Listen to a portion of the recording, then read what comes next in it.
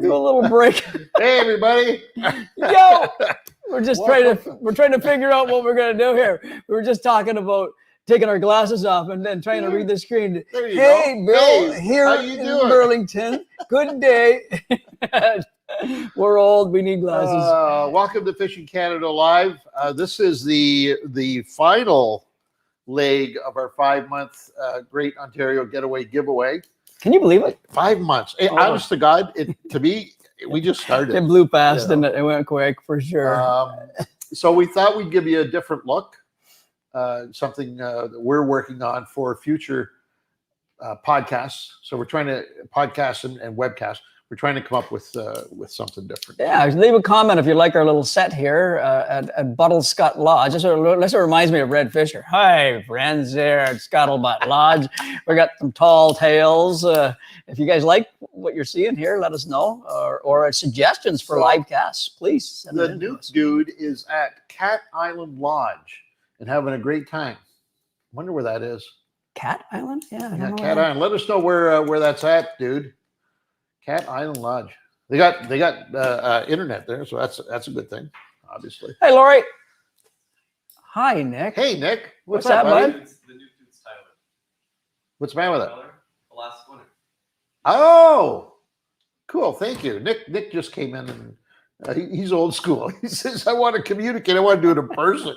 The Millar. Okay, yeah. The Nuke dude is me. Right on. And Lori Marcel. Hello. So pumped. She's pumped because it's the last show. It's the last one. They've been so helpful. DNO and Noto, everybody. That's for sure. Everybody's been helpful on this one. So all right. So let's get at her. It has been 5 months. We have carved our way through to the final leg. So later on today we'll be announcing the 5 final winners of the monthly segment of the event, and then we're going to match them up with 5 lucky lodge owners, and we're going to pair them up, and off they go. It's been an adventure, I'll say the least. For sure. Behind the scenes stuff that we kind of anticipate, but you don't know what you're going to expect to see. And we have seen so much extra stuff that people don't have to hear about or know about. But just to let you know, boy, I'll tell you, when you put on a contest of this size, there's a lot of behind the scenes stuff, good, bad, and ugly. What's that? There's Teddy from Hawk Lake Lodge saying, yeah, how come you're wearing a helmet? Ted, you are the best, buddy. and I thought about it. If Ange wants to tell you, Ange can tell you there's more to that comment than. All right, I'll tell you. Fess up. Why not? It's the last episode. Perfect. I love it. So, this is a great story. About 2 weeks ago, I was working in my basement, and we just had renovations done at the house, and the staircase going up and down the stairs is kind of a circular thing, and it has no railings or banisters on it yet. So it's just a big staircase with nothing around it. Anyways, I've been going up and down this thing now for the last little while, never had a problem. But the treads on the steps have got a cardboard tread stapled to them, so that the construction workers, going up and down, they're not going to obviously ruin the wood and all that stuff. So they've got these treads stapled to them, but they're not really secure. And through the weeks of going up and down these steps, a lot of those tread covers have come loose, and they're kind of moving around. Anyways, I'm down there doing some work, and it's time to go upstairs, and I go up, and I've got these thong little slipper things on, flip-flops like you always wear. Absolutely. And I got halfway up the steps, and the front of the slipper got caught on one of those cardboard pieces, and of course all hell broke loose. No handrail. No handrail. But it's funny because everything happened in slow motion. As I was losing it and falling backwards, I had turned and twisted to try and get myself together, but as I was doing that, I'd also pushed myself backwards towards the open side of the staircase. And as I'm reaching back, I'm thinking, you idiot, there's nothing back there. And next thing I know, I woke up on the floor all contorted up and dazed and bruised and so my confused. God. So bottom line is I had a mild concussion. Thongs. I have Tony. Thongs? I don't know. Yeah, there's some people call them that. I thought so. Flip-flops, thongs, Yeah. slides. So anyways, I ended up with a mild concussion and what I thought were broken ribs, but they turned out not to be broken. Broken would have been good. I've had lots of those, but they are what's called a contusion of the left something or other. So basically the muscle has torn off the back of the ribs. And so now I'm going through rehab.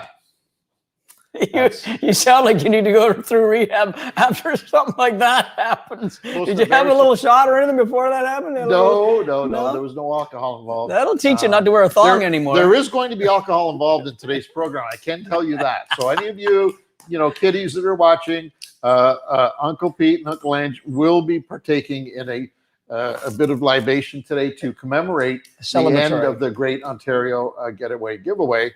And so we thought it would be only appropriate to do what we would normally do, and that is have a shot, right? So we get a little bit of supply back here. Thank you. So Walt from Westland Coon Lake. Hey, Walt, I hope you're out there fishing, buddy. That's a good little body of water. Yeah, no kidding. That the bottom end of that little separate little Otter Lake or something like that, or something like that. Maybe you can. Yeah, that was good. Wearing thongs out. So before we do any of that, I thought we'd read we've had many of the winners of this contest already taken their trips. We thought a lot of them would end up postponing to next year because you can. But much to our delight, a few of them have actually gone on the trips this year, and they've sent us some reports and letters. And we read one on the last program, I believe. So we've got one now from Merv Ellis, who was third place winner in the month of July. So the last month's. Yeah. Boy, he went quick. He must have won and called up and said, "I'm going." Yahoo! Give me that trip. So just a quick letter he dropped. He says, "Just to let you know, my brother Wes and I arrived home last night from our 2-day trip from Eagle Lake Island Lodge." Wow. Been there. Great place. Eagle Lake is spectacular. But anyways, the trip that I won was for 3 nights and 2 days, but I decided to book another night before we actually left home, which was what we were kind of hoping was going to happen, is that keeping in mind, once again, what the purpose of this whole event was, that is to help our Canadian and Ontario lodge owners in particular make it through these dark days of the pandemic with no business, especially a lot of them in the Northwest that depended 100% on U.S. Tourism. Of course, that's been virtually shut down for the better part of 2 years. So we thought this would be a great way to kind of help them out. Not only are they going to make some money because we're paying them for these trips, but we're hoping that the winners would kind of add to that kitty by extending the trip and buying a bunch of goodies and all that stuff, right? So. And it has been going on too. Thank you very much, everybody. That's great. Yeah. So he says, I can say for both of us, it was the best of the best. The lodge was more than we ever expected. Managers Jim and Charlene and all of the staff treated us like royalty.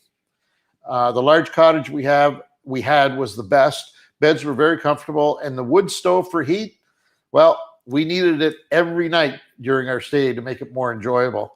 And if you haven't spent time in the wilderness, that wood stove in that cabin is magic at night. Even if you don't need it, it's nice to light up, He says, he goes on to say that the meals we had each day were just great. And of course we ate too much, even though we didn't have a shore lunch, which I don't know what happened there. There must have been a reason they didn't have one. We did have a fish fry one evening.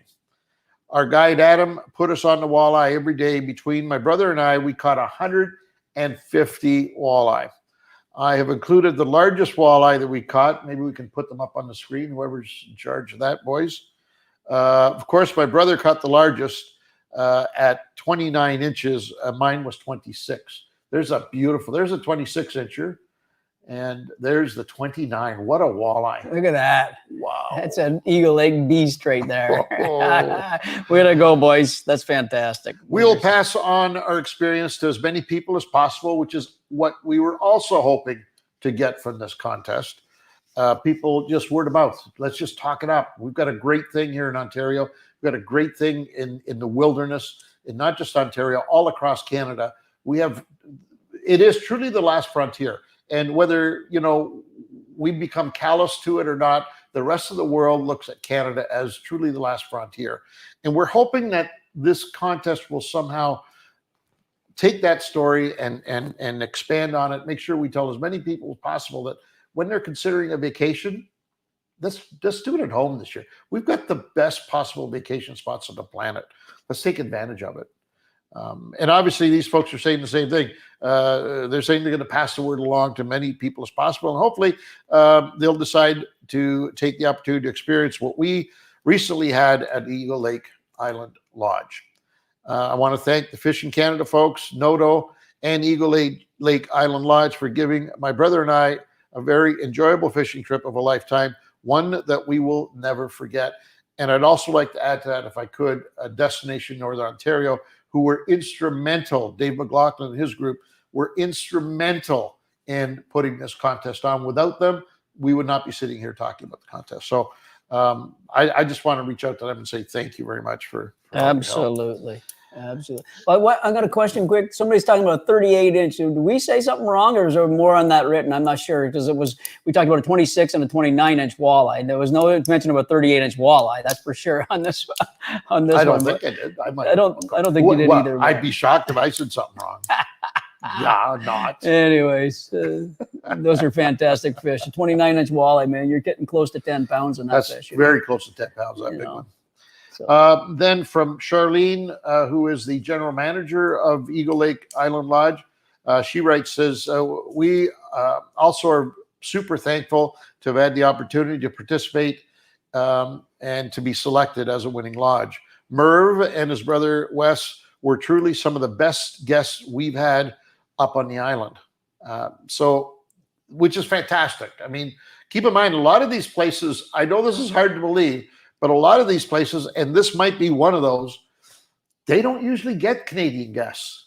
That's right. Their guests are all Americans. So it truly is a totally different experience for these lodge owners to be, exposed to Canadian folks that love the outdoors. And this is certainly a case where she goes on to say that it's so easy. They were so easygoing and appreciative of the great Canadian all-inclusive fishing experience.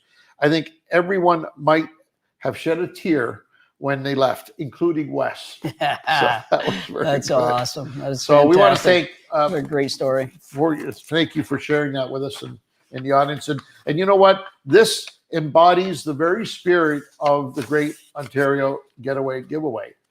It was designed for the purpose of evoking these types of emotions and experiences from people, both in terms of the winners going on these trips and the lodge owners winning as well. So, and to carry on too, just to let everybody get a feel for it. If you don't win a trip like this, it shouldn't stop you from going on a trip like this if you can afford it, because that experience right there, whether they paid for it or not or won it, I'm telling you right now, the brothers, they love that trip no matter how. And there's so many instances where we talk to people on these trips, and we talk to people throughout our careers and see it, and everybody's got. And when we're at these lodges, we're working and shooting, and you see these people up there visiting and doing their thing at these lodges, and it's just a totally different trip of a lifetime, and they all come out with the same thing. Man, that was fantastic. That was unreal. As you're saying that, what dawned on me, even though they're not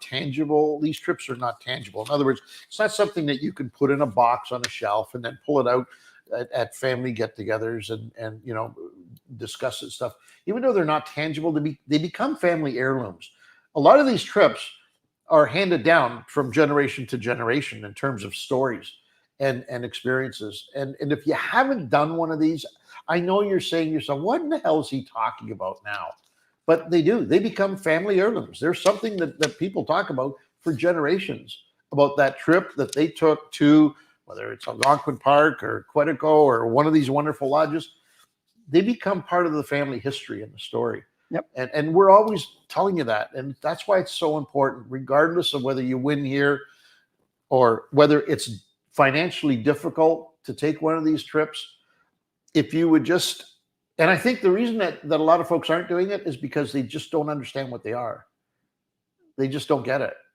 The experience that you'll have on a northern trip like this, there isn't a price you can put on it. Yeah, there's another good point. Stephen Miller, everybody can read that about they're always looking for employees because you know it's you got to remember a lot of these employees are from southern Ontario, saying they're driving all the way up to northwestern Ontario. It's a 2-day drive just to get to your job, and then they're staying in there for the whole summer and all that. So they're always looking for new people because people, you know, after a couple of years want to get out and do something else, move on, whatever. So keep that in mind too. If you have kids that are looking for work, or yourself wants to be a guide or work in the service part of it, there's a good opportunity there too as well. So. By the way, I just finally noticed I can say on camera without, you know, any doubt at all. Mine is bigger than yours. Your ego? No, my logo. It ends with go, but it's just that logo or ego.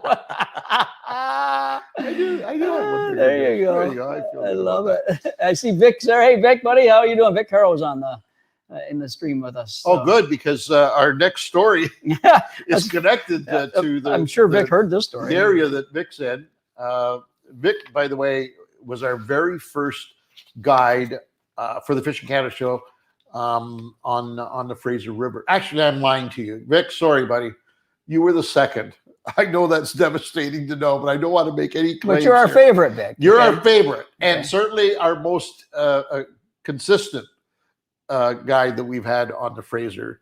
But you weren't the first. The first was down in Chilliwack. But anyways, a wonderful news story that just came out this morning in the well, actually all the Sun papers. I read it in the Toronto Sun, and it has to do with an ex-NHL goaltender, Pete Peters, formerly of the Boston Bruins. You probably all know of him. You won a Vezina Trophy with them, as a matter of fact. He kicked their butts a few times, as a matter of fact. But anyways, we won't get into that. But he was fishing on the Fraser River recently and experienced one of those once-in-a-lifetime moments. Him and his buddies caught an 11.5-foot sturgeon on August 15th. 11.5-foot sturgeon. Now, to put that in its truest of context, Peter and I have, and Vic, who is on the program with us today, we've been exposed to enough 7- and 8-foot sturgeon to tell you that an 11.5-foot sturgeon does not look real. It's ridiculous. It does not look real. It just looks, it's just too big to be real. That's how incredible the sight is. He put it beside your 12-foot aluminum boat, and he's just about as big as your 12-foot aluminum boat. That's a fish that big. And usually the girth is what takes your breath away, because these things are not just long. That thing was 55 inches around, wasn't it? 56-inch girth. 56 inches, almost a 5-foot girth on that fish.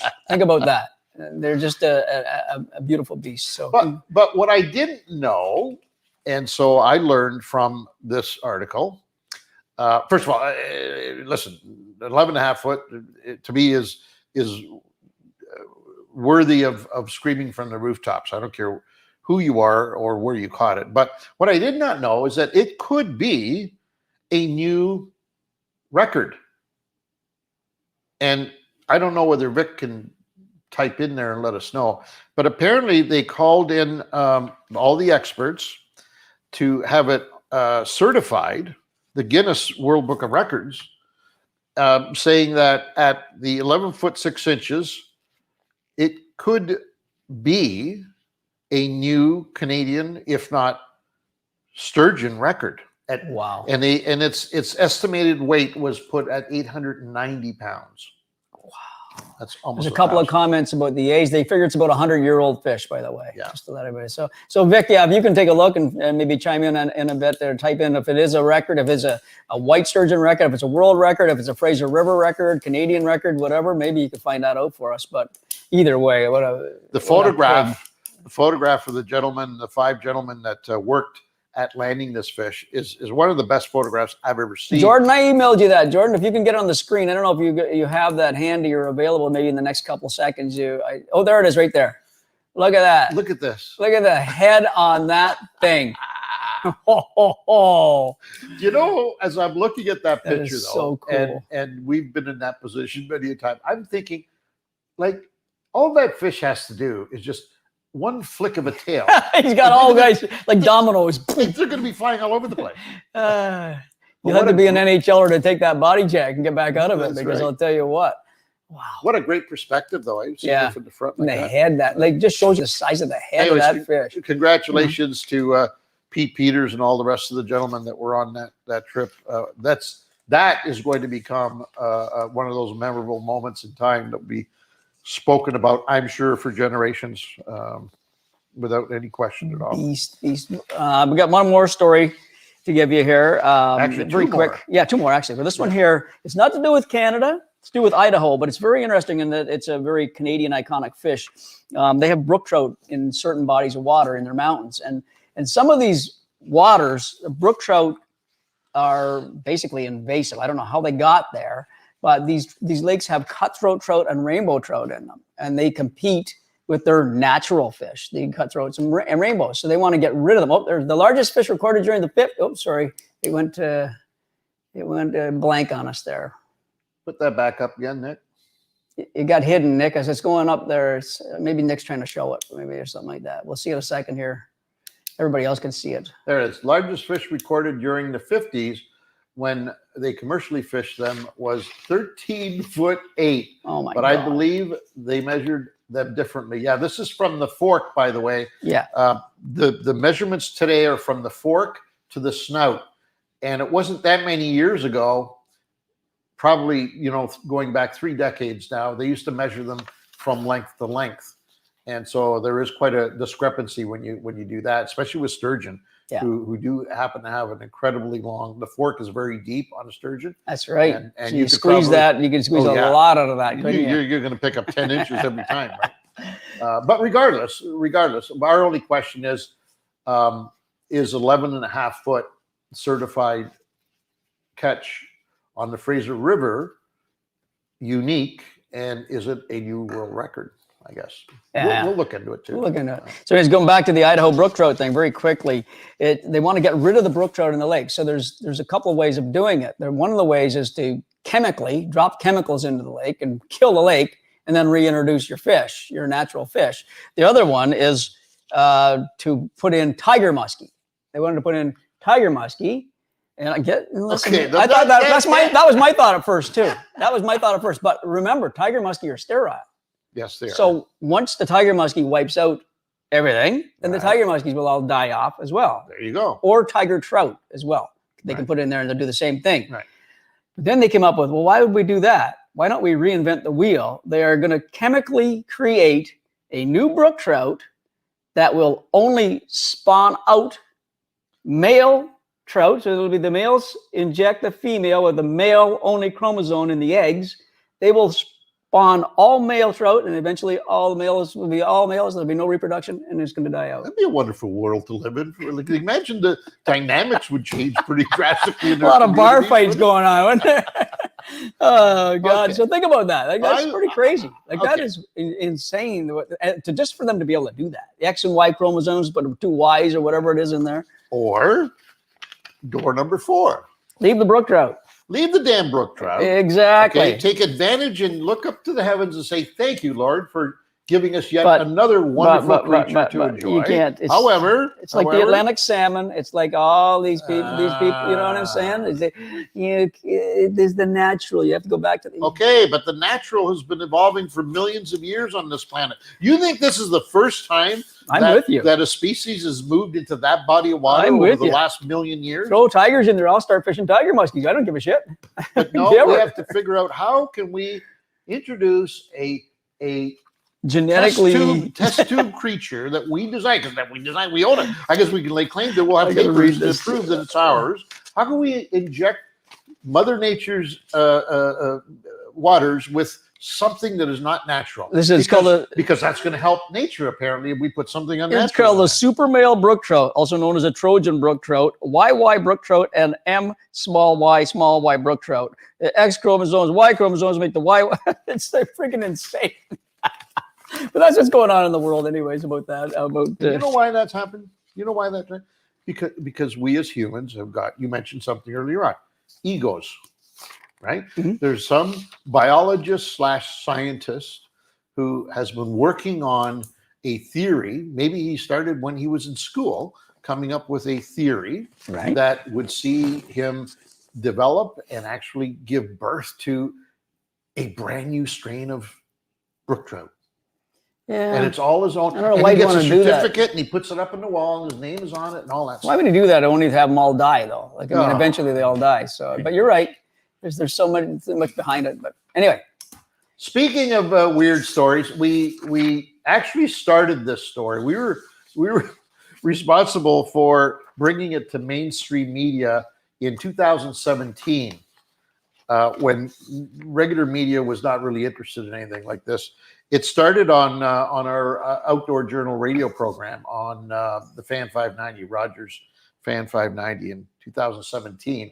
We had heard about this, but it wasn't getting traction anywhere. So we thought we would bring the participants on the program, the radio show, to discuss it, because I just personally found it fascinating.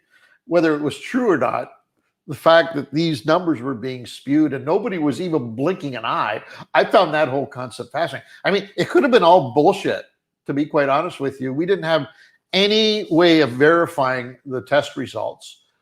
But I found it fascinating that these results were being offered to mainstream media and nobody was even blinking at it. I said, okay, well, we're going to put them on our radio show. So we did, and we invited them on the program. Oceana Canada is the actual entity that was represented by a couple of lab people during these tests. Oceana Canada, by the way, for most hardcore, and I will call them knuckle dragging Neanderthal individuals that love fishing and hunting, and I may or may not be one of those people, by the way. so why are they knuckle draggers? Why do you have to call us? Why are you calling Because me a knuckle sometimes, dragger? I'll tell you why, because sometimes we too are so stuck in our own little place in life that we're not willing to look at new advancements, new ideas, new concepts as anything but harmful to what we want to do, and that is fish and hunt. Sometimes, not everybody who says, hey, you know what, maybe we ought to look at how we're harvesting that particular resource. Not all those people are kooks and tree huggers and want to take away your right to enjoy the outdoors. Some of them are genuinely, honest to goodness, concerned citizens that see something that they have a point of view on. That's fine. And we need to listen. I just don't know why you call me a knuckle dragger. You call me Well, my boys. it's not a hard claim to I mean, let's be honest about it. See, you're Okay, you're a closet knuckle dragger, is what you are. Yeah, sure I am. You wear your thong and go out and drag your knuckles and your feet sometimes too. Why do you think I wear high socks? I can tuck stuff in there so I don't trip over it. Anyway, That's old. anyways. So I decided that I talked to our producer at the time. I said, I know this goes against the grain, but I would like to have these people come on our show, even though I know that some of the projects that they work on are, you know, anti this and anti that and don't do that. And this particular one, I said, is intriguing enough that I want them on the show. Bottom line is they come on the show and they told us that they had been doing some tests in Canada, other parts of the world as well, but this particular one in Canada. And keep in mind, I'm going back, the first time I had him on was 2017. I had him back on the following year in 2018 with some even more staggering reports. But basically what they had done, they had sampled 400 samples taken from 170 different locations across Canada. This is samples of seafood. They were from coast to coast, from Vancouver to Newfoundland. They had sampled 400 wrapped, packaged pieces of seafood from both restaurant trade and grocery trade. And they discovered that 49% of the product that they sampled was mislabeled. And mainstream media didn't even blink at it. I mean, there it was. It was a wonderful report. And it said, fraudulent fish packaging.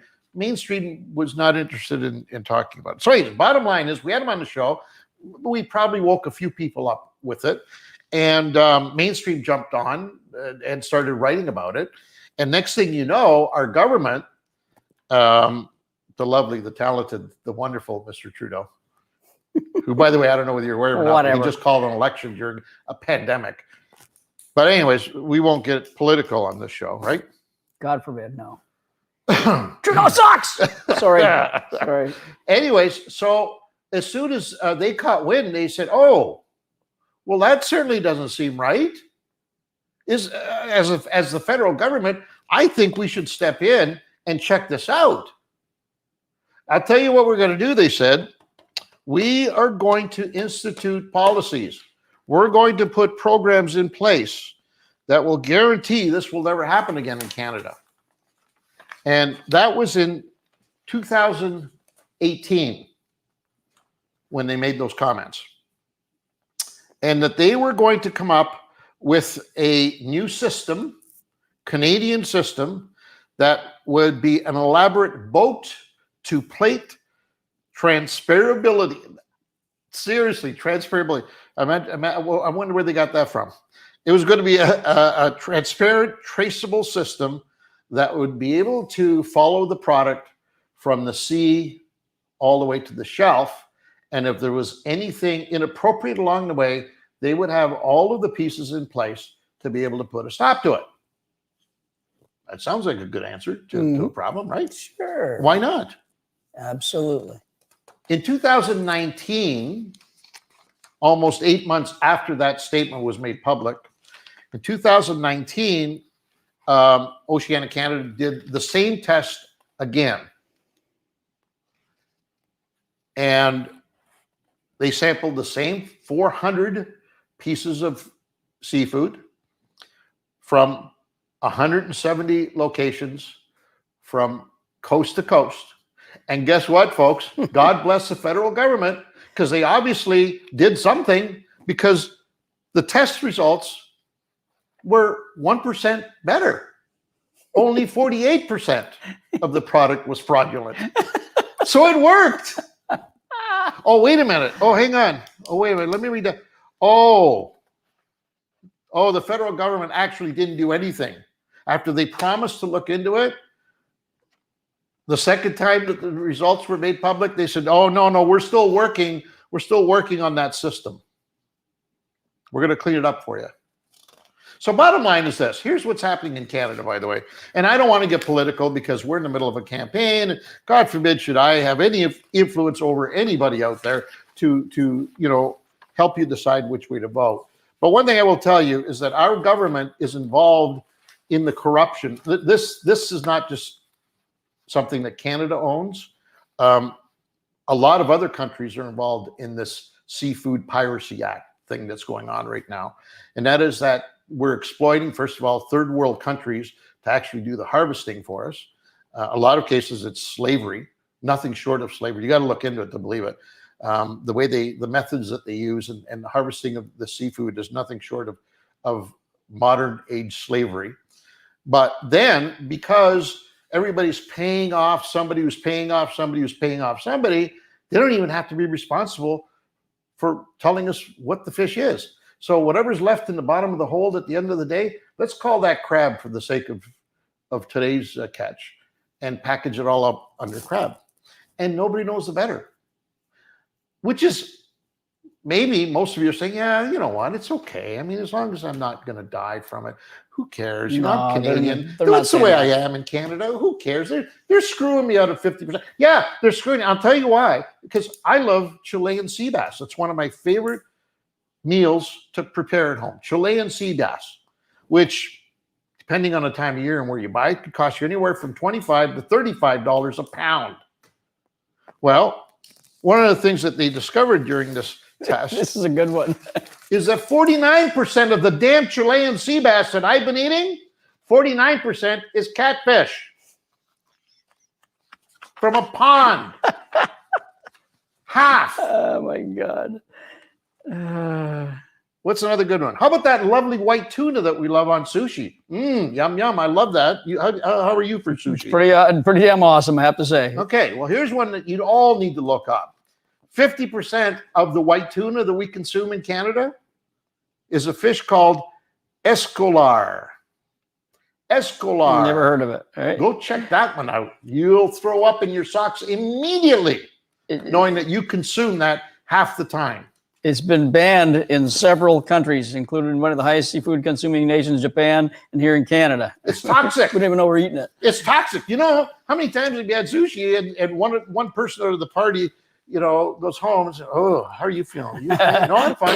"Oh, I'm not feeling too good." Chances are it was escolar because it's toxic. But we don't care. We're Canadians. Who cares? As long as it doesn't bother me, I'm good. I'm good with all that. Well, I ain't good with it at all. Go catch your own, folks. Catch a nice your own. squad, some Solution? walleye, crappies, little bit of striped bass, whatever, some Atlantic salmon, some Pacific salmon. Get at her. That's the best way. Absolutely. Absolutely. And the reason we wanted to talk to you about this story is because it goes back to what we believe right from day one. Fishing and keeping fish to consume, as long as it's done properly managed, meaning no more freezer loads of fish that you're going to lose to freezer burn. But if you go out once a week, if you have the opportunity to catch a meal of fish and have it fresh caught, and now the best part about it is you have proof that you should be doing that, because chances are half the fish you're consuming is illegal, fraudulent, and is going to make sick. There you go. I'm done with that. And speaking of fraudulent, that kind of moves us into our next not story, our next gripe, a continuation from our last. Actually, we did it on the last feed too, right? About some nefarious goings on in this contest in the Great Ontario Getaway Giveaway, and we're still finding people out there that are essentially cheating. Okay, it's still happening out there. The more we look into this, the more we're finding. So we're kind of glad that this contest is coming to an end. We didn't expect this to happen because, like Ann said all the time, out of the goodness of this whole contest, it was to help people go to lodges that they never could afford it, never would be able to get there, and it's to help the operators that are in dire need of help right now, financial help. That's what the whole intent of this was. But obviously, there's criminals will be criminals. I mean, there's people. There's there's negatives to everything. There's always positives. There's optimists. There's pessimists. There's all that. So we're finding this is getting deeper and deeper all the time. So we want to bring this up before we go on to the next, into the draw. Well, so we quickly get this out. Yeah, I you use some pretty harsh words there, cheating and criminals. I don't know whether that can be used in this case, but certainly we can accuse people of being maybe gluttonous. Would that be a good way to put it? Okay, that I didn't even include that. There has been some cheating going on in here. Okay? Let's not hide the fact. There's been some cheating going on in here. So, cheating, but cheating only in the sense going against the rules, right? Yeah. But if you go against the rules, cheating, and if it was a real law, you'd be going to jail. You'd be a criminal. So, but I know what Angela's saying about the beyond that, just being a glutton, being greedy. I am shocked that my fellow anglers, some fellow anglers, not a small percentage, most of you, I love you, I embrace you, I'm honored to be a part of your membership, all of the above. So this is certainly not a slight to our community, but I'm embarrassed to say that there are people within that have participated in this contest that call themselves true sportsmen, call themselves true outdoors people, anglers, etc. I'm embarrassed to say that I'm shocked. The greed factor. The greed factor is shocking to me. It's shocking to me. I don't get it.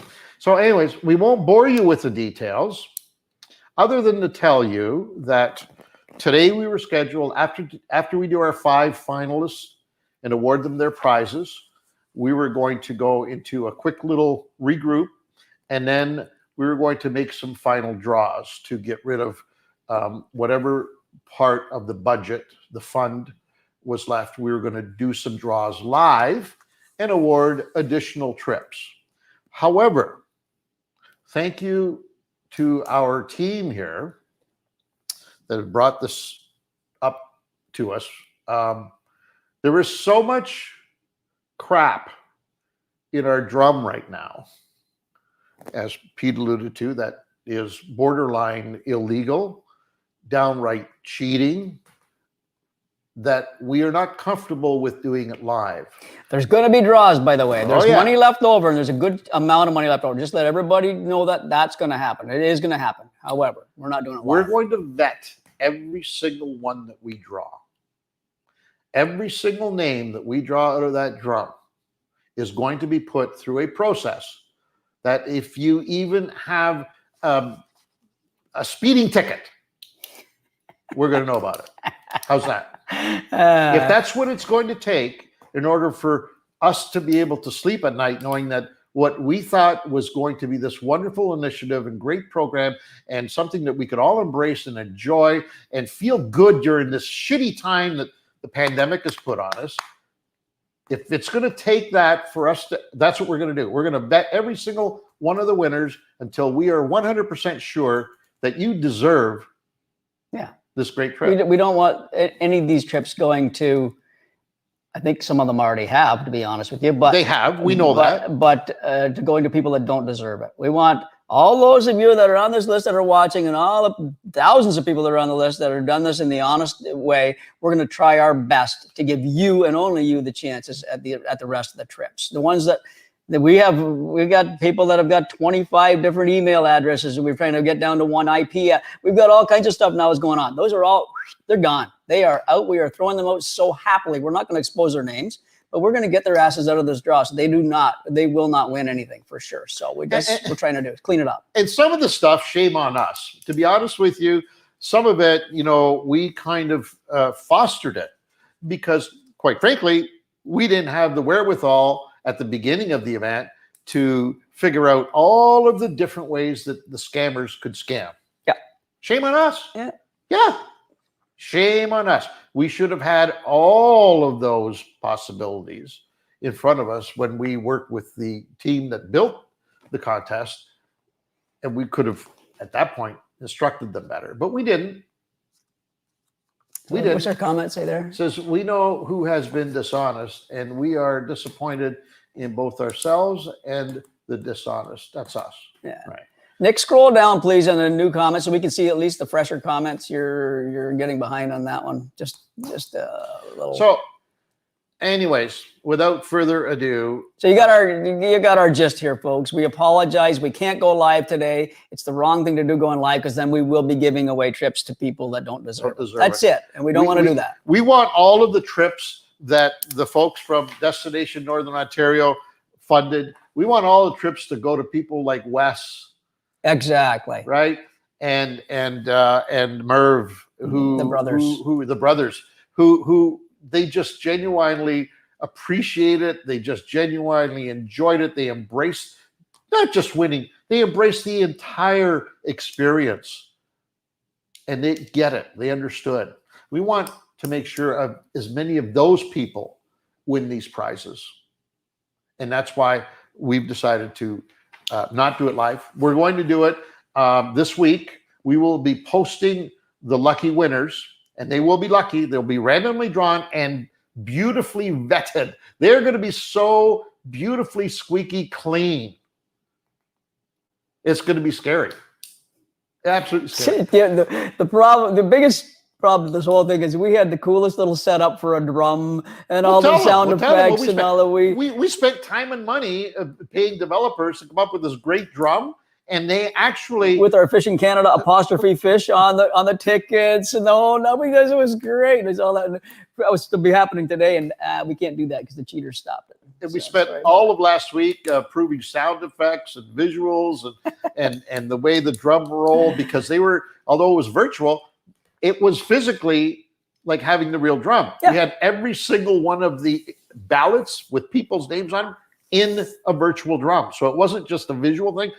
and you could see all those tickets with people's names in the drum as it's fun. It pretty was cool. an elaborate pretty piece cool. of work. Yeah. So, but anyways, we will be posting it on our website. Eventually, we will post all the winners. And what we're going to do is we're going to go one at a time. We're going to pick a winner. We're going to minus that from the money's left over, and we're going to go again until we get down to a point where we can't draw anymore. So there should be a good amount of money. We're not going to say how much it is, but there should be a good amount of draws coming back at the end there. So it'll be worth it.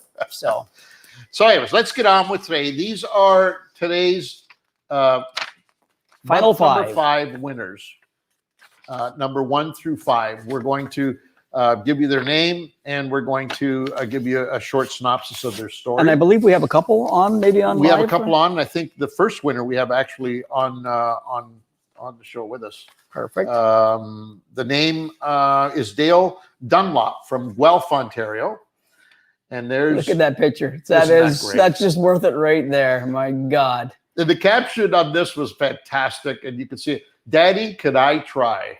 How cool was that? How many of us have been in that position where you hear those words, Daddy or Mommy, can I try? Yeah. Yeah. That is such a great moment in our lives as human beings. And then to have success like that, oh my God. You know what I mean? Think about that. The story, I won't read it all, but I'll give you a couple of snippets from it. An hour after a huge thunderstorm, we decided to take our son to our local river. Water was so high and fast, I didn't think our chances were great, as it was an absolute deluge hours before. Cast after cast after cast with zero luck. We decided to try a spot, and if nothing, we were going to pack it all up and go home for the day. My son being only 4 years old, I was doing all the fishing, but no catching. The kid looked genuinely bored. Then, out of nowhere, he exclaimed, Daddy, can I try this lure? Without much thought, I tied on the white X-Wrap. Oh, there you go. You're welcome, Chris Hockley. Chris Hockley, there you go. We're tied on the white X-Wrap that he was holding, thinking there wasn't much hope anyway, and I wanted to humor him. Well, just like you guessed it, sure enough, I made a long cast for him and handed him the rod. 30 seconds later, the kid is freaking out, saying, it's really hard to reel, Daddy. That sounds like me. I thought he snagged, and then the water surface explodes with this giant river smallie jumping and shaking, just trying to throw the hooks. He reeled this guy in all by himself and has been hooked ever since. Get them out young, and they'll have their own fishing stories to tell, and that will last a lifetime. This is our favorite fishing picture of him. Good luck to all entries. Thanks for voting. And you know what? People voted. And congratulations, Dale. How are you, buddy? How you doing, guys? Hey, doing guys. great, man. Hello. Congratulations, both of you. I'm assuming the young man next to you is the little guy that we see on the screen. Yeah. Yeah, he's grown up now. He's a little lippier. Yeah. Oh, yeah. Aren't they all, buddy? Is it possible for you to take us back? Can you remember that very second where you first knew you had the fish on? Well, so like I felt a lot of tension in the rod. Like first it was just like a couple little nips, and then like it just started really hammering it. So that's how I knew I had a fish. I knew I wasn't snagged, because if it was snagged, it wouldn't be pulling back. So that's how I knew.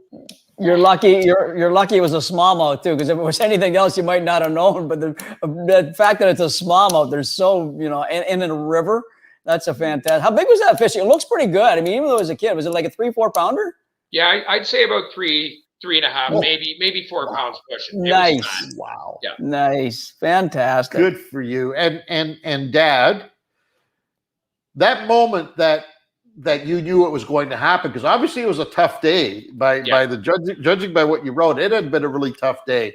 Yep. Can you share with us the feeling you had when you finally knew that it was going to happen? Oh, it was pride. We actually have this picture blown up on our living room wall. So this moment's kind of etched in our mind. Excellent. And from this day on, that he's been hooked. All he ever wants to do is play baseball or fish. That is fantastic. We got a conversion there. Yeah. That's excellent. Well, good work, boys. You guys are going to take that experience and you're going to multiply it by 1 billion. This is amazing. Because the two of you, and I'm assuming I'm making this assumption now. Hopefully, I'm not getting anybody in trouble. I'm assuming that your fishing partner is sitting next to you right now. Yeah, we're gonna see if we can maybe add Mom on to wherever we end up Nice. going. But Excellent. Fantastic. Excellent. yeah, he's my fishing buddy. Before we make the draw, and we haven't asked anybody this before because we don't like people to be disappointed because it's a pretty big ask. But if it was a perfect world, what species of fish would you like to win a trip to go catch? Pike or muskie. Pike or muskie? Okay. I mean, that's going to be a good chance because most of these lakes have one or the other, right? So that's pretty good. And you know what, young lad? Got a muskie. What's that? Neither one of us have ever boated a muskie. So. Oh wow! Well, let's hope. We'll cross the fingers for that, guys. I mean, can't guarantee it, but we can sure hope with you. We're That's for happy sure. with whatever we get, guys. This is Excellent. amazing. Well said. Can Thanks, I Dale. ask you just quickly? I know it's the end of the contest, and obviously it's not going to help anybody out, but just for our own peace of mind, how did you manage to win? What did you do? Because this is not an easy contest to win legally. Yep. Okay. So what did you do? I believe it was Nick I spoke with on the phone this morning. He said that there was a record number of boats. I was absolutely relentless. I would shake down my work cafeteria at break time. All right, pull out your phones, boys. We have two fantastic baseball teams that Liam's been played on, and we have recruited all the baseball parents. I went so far as to basically beg people that I went to high school with and haven't seen for 25 years to vote. And the response was pretty overwhelming. That is awesome. But I was relentless. I spent 2 hours every morning sending out reminder messages and having votes confirmed back. So it was a part-time job to win it legitimately. Nice. That's good work, buddy. That's dedication. And that's, we were trying to tell folks all along that it wasn't going to be easy. It was going to take a lot of hard work. Yep. And that's exactly what you just said. We knew it was going to take that to win any of these monthly segments for sure. Yeah, we ran an election campaign. We were told we should probably be campaign managers for some of the politicians. Yeah, for sure. But we had a pretty overwhelming response from family and friends. We have a large family, and well, yeah, it showed in the voting. You guys did good numbers for sure. Yeah, go ahead. It was work for sure, but we appreciate it. What were you saying? I said it was work, but we definitely appreciate. Oh, him. Your son. Pardon me? Were you wanting to say something? He sees a comment on the screen from one of his friends' moms there. Oh, cool. Yeah. Oh, nice. We can't see the new comments because Jordan and Nick won't let us go. I've already asked them to put the new comments for us, but they won't do it. So you guys are okay as long as you guys can get them. Don't worry about us, Jordan and Nick, over there on our screen that we're looking at here. That's fine. They still haven't done it. They just okay. Anyways. Listen, there's only one thing left to do. You know that, right? Yes, sir. It's time we shake, rattle, and roll and see where you guys are going fishing. Let her go, Nick. Let her howl, Thurston. Wait, we can't see this. This is good. We're going to have to wait till it comes up, Ants, because I can't see that. Idea. Pike or muskie, hopefully Pike or muskie. Pike or muskie, what do we got? I still can't see it. Read it to me, Dale. What's it say? I think it's hawk air. You're gonna be in the pike, boys. You'll be in the pike for sure. For sure, pike and walleye. I guarantee That's fantastic. Wow. Yeah, you'll probably they do outposts. I think it's all outposts. So they fly from Wawa to whatever camp you're going to go to in this, whatever they set you up with. That's all they do is outposts. They have amazing. They have no set your location. There's no lodge. There's no nothing. It's just a series of outposts. What's your son's name, Dale? Liam. Liam, that's the lodge. When you're in there, you got to remember that's the lodge where when Angelo was standing on the side of the, looking out with his coffee, he slipped and broke his foot on the rocks. So that's one of the story for you. Right. I broke my leg the first day in. Yeah. Dale flew us in, and the first day there, the end of the day, I ended up breaking my ankle, and he wasn't scheduled to come in and pick us up for another 7 days. So we toughed it out. But it doesn't matter where you go. Hawk Air will put you onto a body of water that you will have to alter your own. Wow. And it will be the most incredible experience that the two of you have ever had in your lives, because you will go through things. And this is not just fishing related here. I'm not just talking about catching fishing, because that goes without saying. But you'll experience stuff that I can't even tell you about right now. That you will say, I didn't even know this was possible. The bonding that you guys will have on that trip, and if Mom comes along, what a great bonus, by the way. Yeah. Mom will be coming for sure. We can't leave Mom at home for something like this. You will go through things that you didn't even think were humanly possible. Just sitting out, having that end of the day drink or coffee or moment before you turn in every single night is an event. Oh yeah, it's an event. That's amazing, guys. You'll love it. You'll love it, man. Anyways, way to go, guys! Congratulations. Cheers. Thank you so much, guys. It's good work. Pleasure. Good work. All we ask you guys to do is to share this with as many people as you can. Let them know that there is a little piece of heaven, and it's called Northern Ontario, and we can all experience it. And they need our help right now. So anything we can do as outdoors people, we need to do it. Okay, that's all we ask. All right, and send us pictures. Send us a story. And send us pictures. We'll document it and make sure you guys get perfect. The story. Thanks, guys. Awesome. Thanks a lot, guys. All right. Enjoy. Cheers. Take care. Now they're gonna love it. That's what it's all about, right there. The family, the father and son, and maybe the mother going into the beautiful Algoma area, flying into an outpost camp. Oh my God. That's what the whole event was for. Fantastic. Fantastic. All right. Number 2, who you got? Number 2. Now we don't have these people with us, right? No. I think we had number 2 and 1 and 5, right? Yeah. We had? Okay. Yeah. So number 2 won't be with us. Title was Best Solo Muskie Day. This is a great story as well. The guy's name is Mark Rennie. And Mark is obviously a muskie aficionado. So this day was the best day I've ever had muskie fishing solo. I was fishing my favorite Kawartha Lake. I put on my favorite crankbait that I use all the time, perch pattern, of course. Started the day off like I always do, trolling. Within the first 10 minutes, I hooked the first one. Nothing big, but I know it's going to be an epic day. Netted the beautiful muskie, released it right away. Started the motor up again, and no joke, within 10 minutes again, I hooked into my next muskie. Nothing was over 40 inches, but that day I landed 7 muskie and missed 2 others that definitely were high 40s beauties. We'll never forget this incredible day. Wow, that's quite a day. Wow. So that's Mark Rennie. That's you know what? We all know muskie are hard to catch. Sometimes they're easy to catch, but not very often, right? That's a day of all days. Mark's probably fished his whole life to get a day like that. 7 muskie in a day. I don't care where you go. Yeah, I don't care where you go. Exactly. So that's fantastic. So so good for him. Let's see where we can send them. Hopefully we can get him a muskie lodge. It'd be nice, wouldn't it? Wouldn't that be great? It'd be nice. All right, spinner, Nick.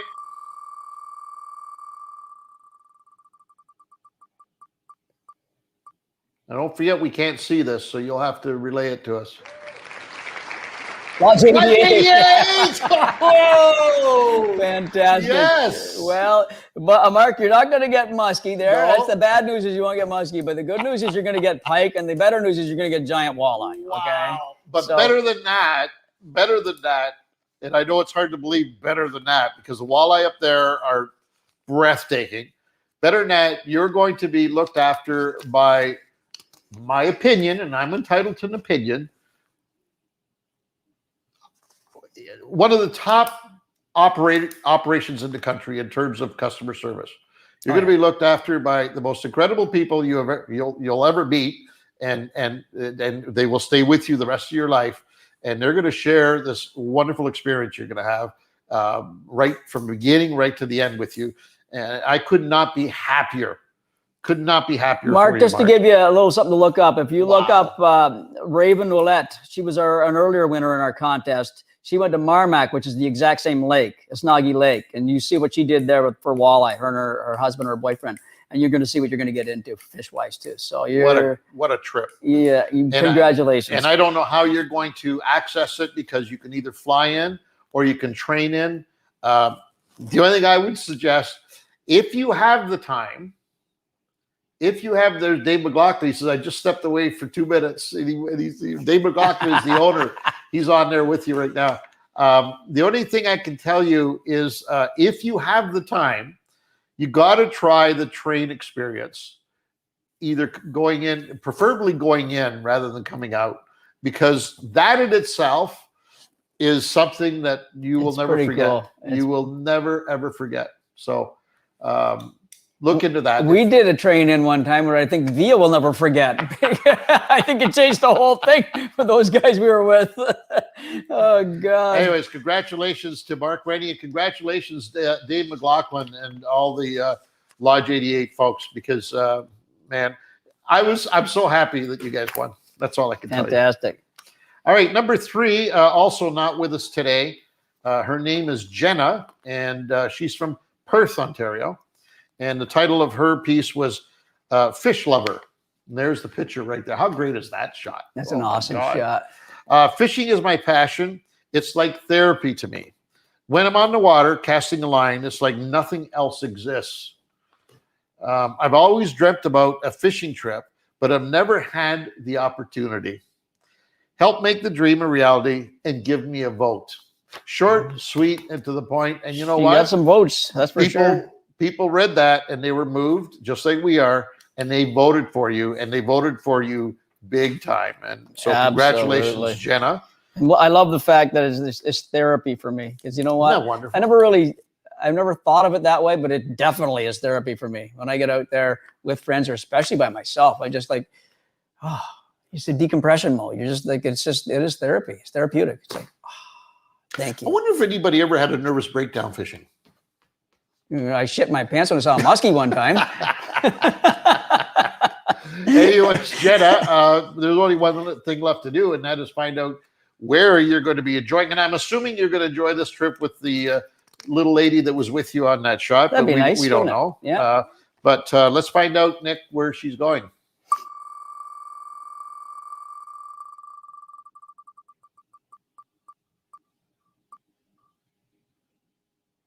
It's right on the bubble. I can't. Minocqua Lake. Minocqua Lodge. I've never been there. I'm not familiar with it, but it sounds north. It does sound north, doesn't it?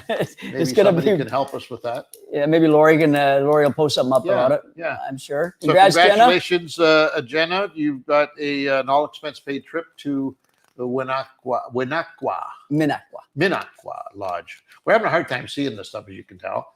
I mean, I have a hard time even on a good day. So we got number 4. Oh, hey, we have number 4. We've just been told that we have the 4th winner.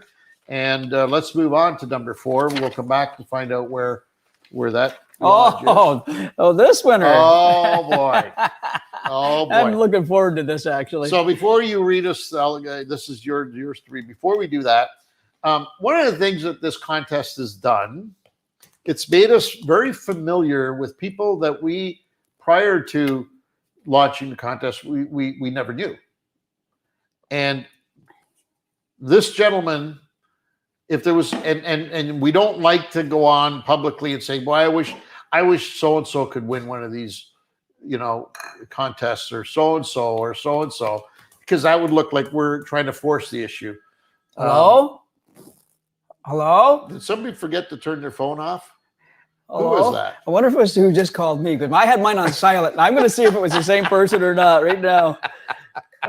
Bear with us, folks. Might be, I don't know, but I'm not sure. Bear with us. Mine doesn't say a name. Normally on it, I turn it off, but let me find out, Peter, for your sake. I have an Oshawa number. Do you have an Oshawa number? I'll let you know. Maybe it was Nick calling us. Oh, what a doofus! What a doofus! Do you not know we're live? Oh, he doesn't know. Obviously, he doesn't care. He doesn't care. That was my brother Reno, co-host of the Fishing Canada show way back in the good old days. Yep. Anyways, sorry about that. So this is one of those guys that we got to know through this contest, not because we've talked to him, but we see the activity, we see the enthusiasm, we see the level of commitment. He's every day he's there and he's doing stuff. Not just this contest, the caption contest. He's even more active in. Like it's like, oh my God, this guy is insane. He's busy. Is a true, honest to goodness Fishing Canada fan. Oh yeah. And if there was such a thing as a gold level fan, Fishing Canada fan, this guy would be one of them. So we were thrilled to death to see him as we were, getting to the finish line in month number 5 to see that he had finally made it. Go ahead. Yeah. So number 4 place with the title Canoe Come Out to Play, which is typical of Richard Corkum, Rick Corkum. That is just the way he talks. He reminds me a lot of my dad, the way his little puns and everything that he lays out all the time. And all that. Rick's got a great story here. So my craziest fish story would have been when myself and my 5 buddies carried a canoe about a mile in over swamps and rough portaging to get to an early start on a small lake with brook trout and perch. After fishing for hours with not much luck, instead of a long and hard carry back out, we came up with a bad plan. 2 trips down the lake and 3 in a canoe, a homemade canoe. I went with the first trip. About 200 feet from shore, over she went. All was lost, including my new hip waders that I had on and rolled all the way up. So he had hip waders on in a canoe. Not a good idea right there, right? The heavy-duty ones for offshore fishing, dragger use. So after kicking for all I was worth, about 30 feet from shore, I finally got them off and was going down with my last breath. Like, we shouldn't be laughing at this, but it's because it's Rick, you know what I mean? So we got to remember his waders are filling up with water and weighing him down, okay? Worst thing you do. One of my buds on shore had to jump in and save me. It was crazy. So that's... Wow. That is what a crazy story, Rick. You're where are you, buddy? There he is. There's his head. There's his hat. Hey, how you doing? Man? Hey, Rick. How are you, buddy? Hanging in there. Oh, boy. Very excited. Great to finally almost see you. Yes, right. Well, I told folks that you were totally committed to this contest right from day one, and I meant that. We could see your level of enthusiasm, we could see your activities, and it was just great. And Rick, I got to tell you, I know you were probably getting discouraged sometime, but you had 2 of your biggest fans right here rooting you on every single day. We were hoping, and it happened, man. Yeah, right on. It's hard to believe. I'm on like cloud 11. Attaboy. Attaboy, Rick. Rick, what level of expertise do you have, or experience, I guess would be more appropriate, in this neck of the woods, fishing in Ontario? None. 0. Really? What do you target out there in Nova Scotia, Rick? Mostly speckled trout. Oh, okay. Okay. You haven't started fishing any of the stripers that are coming in now? I don't get up in the Bay of Fundy much up that way. Okay. Right. How far are you from there? Well, I'm on the South Shore. Okay. That's like Mahone Bay, Chester. Okay, well, you're going to be doing a little bit of traveling for this trip that you won. That's for sure. You're going to have to get that car in gear, buddy. So you must have been thinking when you entered the contest, you must have said, okay, no matter where I go, this is going to involve, I'm going to have to do some heavy lifting here to get there. Have you spent time looking at a map, thinking, boy, I'd like to maybe go there, or I'd like to go that area, or did you have any preference at all? I checked out some of the lodges. I mean, they all seem nice. I mean, like I'm just happy to get, go anywheres, right? Good for you. Perfect. I'm very thankful. That's what most of the people have been saying. Nice. When they go ahead. And I didn't think I have any chance at winning because I don't have 14 kids to vote for me. Yes, that you know of. Yes, you were one of the guys who complained the very first day that we announced this contest. Now I remember. Rick went public and he said, well, there's no chance of me ever winning because in order to win this contest, you got to have at least 14 kids. I remember that. Maybe he got real busy in the last month or two and had a couple extra buns in the oven there. So, how did you win? How did you win? Just by looking forward to entering the contest every day. No. it gives me, something to, to get up and enter every day and use my other 4 votes. And so I Good tried for to you. vote for everyone, Good work, buddy. Good You for did you. it. Good for you. You did her. All right, For there's sure. only one thing left to figure out, Rick. Here we go. Let's see if we can get Rick onto something aside from specs. He gives us specs out there. Let's do Oh, that anything. would It'd be- be nice up here, but let's see if we can get him a big pike or something. Black Sewell. Oh my God. Dude, you are going to one of the best, absolute best all-around fishing lakes in all of Ontario. Oh my God. Black Sewell is such a phenomenal fishery. You're gonna, of course, it's walleye. Predominantly is the walleye, but it's very close to that is the muskie, is the northern pike, is the smallmouth bass. It is just a fantastic lake. It's also about as far away as you can go. From where you are, this is about as far away as you can go and still be in Ontario. You got to drive there, buddy. That's for sure. You got a bit of a drive ahead of you. Good for you. Rick, who are you intending on taking with you?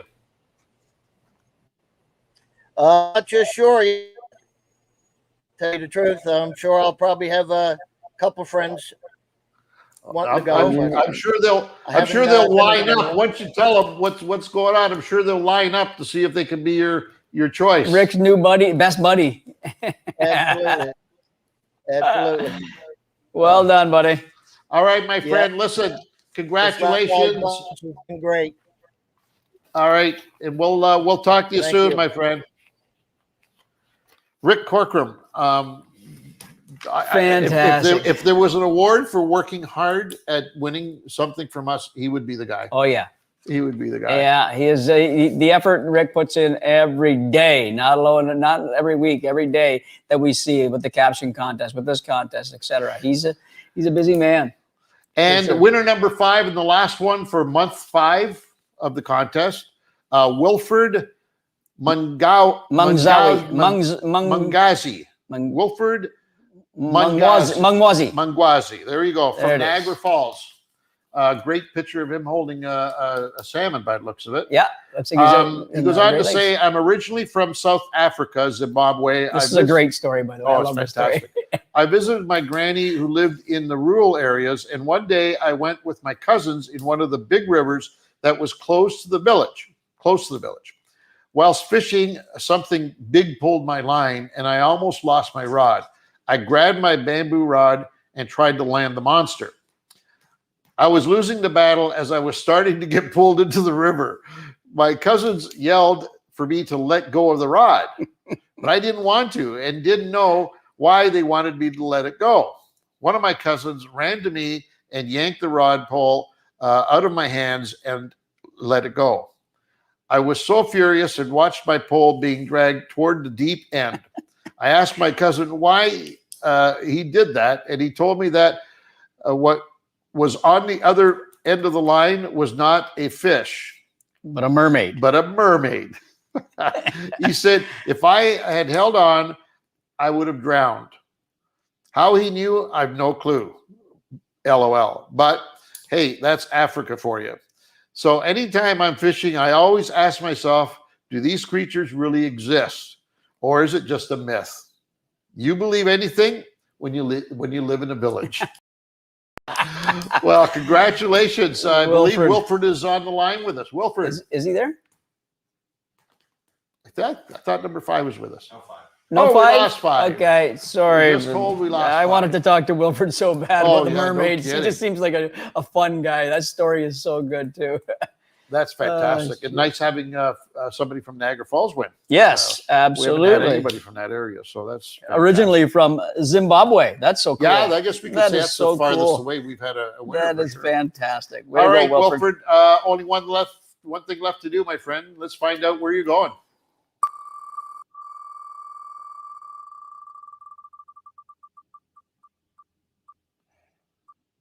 God, I hate not being able to see this. Oh, it's killing me. Harris Hill Resort. Don't know it. Maybe Lori can. Is she still with us? Resort. Yeah. Sounds nice. Sounds great. And you and us. anybody can give us information, that'd be absolutely fantastic. Congratulations, Wilfred. Congratulations to everybody. Not just the 5 from here. Everybody now so far that has won. I mean, this has been pretty overwhelming and fun for sure. We've given away 25, right? 25 trips, I believe. Right? 25 trips with more to come. Unfortunately, we can't do the more to come right now for obvious reasons, as we discussed earlier. But I don't want to take away from the fact that it is so. It has been such a pleasure for us. Forget all the negative things that we talked about. Forget all. That's right. That's what I wanted to. I wanted to lead that to you. It has been such a pleasure for us to have shared this contest with you. I don't know where we take it from here. To be honest with you, there are a million different directions we could go in. We love the idea of being able to give away these dream trips to people, but we just need to find probably a less stressful way, stressful on us, to do it. So we're going to work really hard in the off season to come up with ways. The folks from Noto, Lori, by the way, and Kate from Noto, God love you guys, because again, people don't know how much work goes in behind the scenes, and those 2 ladies have been with us through this whole thing, on the phones or on the Skypes, or whatever you call it, the Zoom calls, the GoToMeetings. It's been, they've been such a huge help. Absolutely thrilled. So they're on Rainy River, by the way, that resort. Oh, nice. Terrace Hill on Rainy River. Excellent. Okay, there's I'll tell you, was it Wilfred that won that? Yeah, Wilfred won. Part of my fishing growing up was on the Rainy River. My Grandma Bowman, lived in Emo, Ontario, which is right on the Rainy River. And I used to walk down when I was too young, I'd have to go with my dad. But when I got old enough, I walked down to the riverbank and cast off the bank and catch either pike or walleye or smallmouth. I always caught something. That's off the bank at Emo. I can't even imagine that river's huge. He's going to be in for some fantastic fishing. Those are great prizes. That was a great week. Quick little story about that. When I'd say the first 10 years of the Fishing Canada show. So I'm going, from mid 80s to mid 90s, when we were first traveling into, these more remote parts of the country. And Pete and I were just, getting to know each other, basically. I know where this is going right now. I know it. It became legendary, but we could be in the middle of nowhere. I mean, literally in the middle of nowhere, unloading the boat or putting our gear away for the day, or just starting our day, or driving to the lake, or getting gas, or it didn't matter. We could be in the middle of nowhere, and somebody would come crawling out of the woodwork and saying hello to Pete. And it was a long lost aunt, uncle, cousin, a second cousin, some kind of relative. He has relatives in every rural corner of this province. I'll guarantee you. There is somebody that is connected to Mr. Bowman. It's funny that what he's saying is, it's true, because it would be a kid would come, hey, Pete, you're my cousin. And you're like, who are you? I don't even know these guys. I don't even know these people. But somehow there's a relation. So it was funny, but it was usually in the Northern Ontario areas. You know what I mean? Who was that? Sasha Hewitt. She says she's so excited that they were drawn. I'm assuming from the last draw we just fantastic. Did, right? Anyways, so yeah, the Rainy River is Wilf's is going to have a great trip. And now they're actually on Lake of the Woods. Oh, Lori just informed us they're actually on Lake of the Woods. Okay, you know what? Wow. If you're going to go anywhere but from the Rainy River, that's a good place to go. You're going a little far. A resort just a little on Lake of the Woods. Yeah, wow, fantastic. Oh, I'm so excited. Fantastic. Oh, that's going to be great. Congratulations to everybody. So, anyways, as I was saying a couple of moments ago, we don't know where it's going to take us. But we're not done contesting, by the way. Nowhere that near. Mercury thing was crazy. That Garmin thing was crazy. It was crazy successful, and everybody loved it. And we love giving those prizes away. So that is not going away. We are going to make that even better. Our commitment to you right now, this very moment that we're going to toast to, is that we will come back bigger and better than ever in terms of giveaways. We don't know what it's going to look like because clearly we discovered during this one that we do need to make some changes. Yeah. And we will. We'll do our best to make it as fair as possible for the people that deserve it. We will try and weed out the bad and let everybody, we can't maybe do it all, but we can certainly do our effort at it. That's for sure. Lori says, absolute pleasure working with the two of you and all of the folks in your offices, as well as the wonderful folks at Destination Northern Ontario. Love all you guys. And we love you guys back. Absolutely. More so, even if that's possible. Yeah. It's been a great experience, but let's not make it a postmortem here. Let's say that this is the beginning of great adventures that we're going to be on as a group. I think as we get through this silliness called the pandemic and get on the other side, I believe the travel industry, the tourism business is going to rebuild itself. It's going to reshape and redefine what it is and who it is. And I think we're going to be a part of it. I certainly hope we're going to be a part of it. We'd love to be a part of it. So that in mind, we look forward to many more events like this one. By the way, you're not done, by the way, Lori. We still got some work to do to draw these other names. Okay, just let you and Kate know. And also because we forgot to, because it was on my notes. I just want to also take a moment to throw out an extra special thank you to a couple of people who we take for granted and have been for a while now during this event. And they are, without question, the hardest working people during this event, the whole 5 months of it. And that is our very own Jordan Popovich and my grandson, Nicky V. Without the two of them, once again, we would not be sitting here at all. Oh, for sure. So even though we scream and yell at you and bellyache and bitch and complain. Even though Ange screams and yells at you and bellaches and complains. You guys know I don't scream and yell at you, don't you, Nick and George? Crap. My boys. Anyways, we appreciate you, and this toast to you. Solo red cups in the shot glass form, by the way. I'll tell you the story behind this in a minute. Let's see how that is. Oh, that's pretty damn good. That's not bad. No, that's pretty damn good. Not bad at all.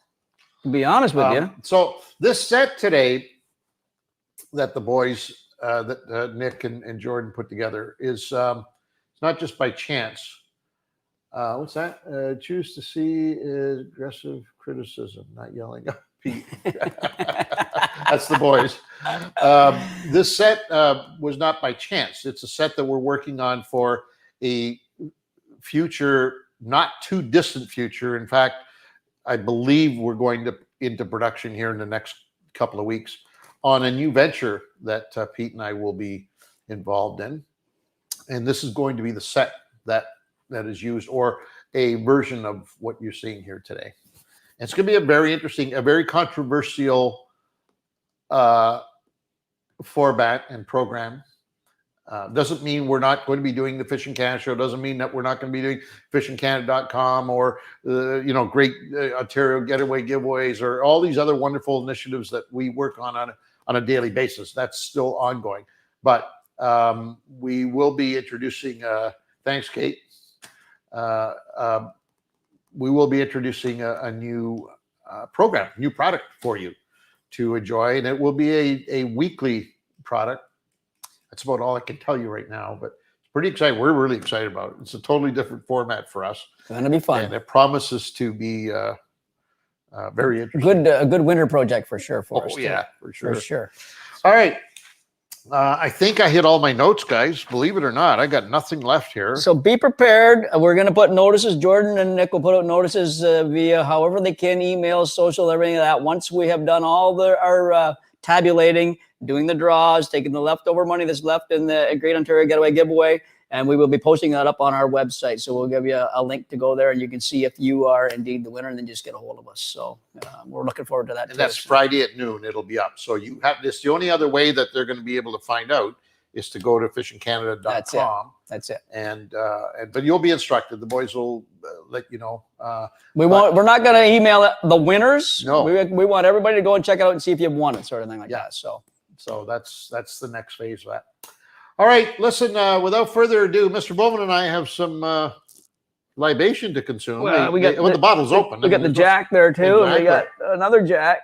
Oh my God! No, actually, we got to pack. We got to hit the road here. We're going to be on the road for it seems like the next couple of months, fulfilling our commitments to television and internet products. So it's going to be a very busy time for us before the snow blows. Hopefully, we can get it all done before the snow blows. But we'll get 1 or 2 in the snow too. What the hell? You know what? We haven't done that in how many years now? We're doing it. We're doing it this year. We're gonna hit the ice. I think it'd be great. I'm gonna watch you with a chip, like a chipper, a nice little chisel, and about 14 inches of ice. Yeah. And what will you be doing while I do that? Right there, son. All right, folks. Listen, thanks. I hope you enjoyed this as much as we did. We'll talk to you soon. Don't forget, this coming Friday, we'll reveal the rest of the winners and the rest of the Great Ontario Getaway giveaway goodies that we're giving away. So you take care of yourselves. We'll see you again. See ya.